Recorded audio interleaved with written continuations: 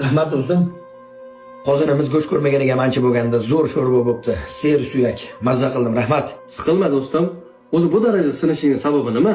Mendan oldin singan boy aytdiki, boyni sinishiga birinchi qo'ygan qadami uni kechqurun soat 10 dan keyin ko'chada yurgani bo'ladi dedi do'stim.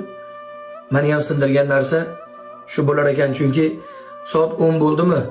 Ota-onam uyda intizor kutib, ko'zida uyqusi bilan bolam qachon kelarkin, nimaga kelmayapti deganda uxlay olmay turganida ularga xiyonat qilgan bo'lar ekanman. Ayolim dadasi tinchmikin deb telefon qilsa telefonini olmay do'stlarim bilan meshatda o'tirganimda ayolimning haqqiga qilgan xiyonatim bo'lar ekan.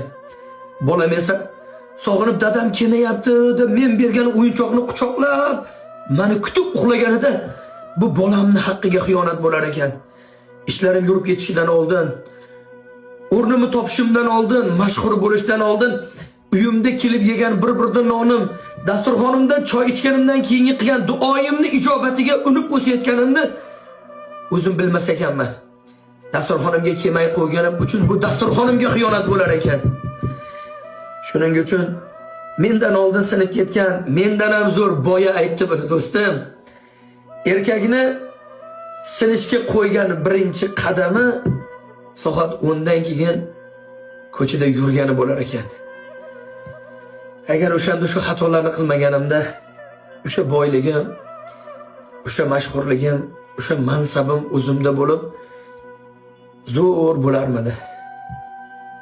Mayli. Sendek do'stim yonimda bor. Hech bo'lmasa ichimdagilarni aytib bo'shab olyapman-ki. Boringga shukr.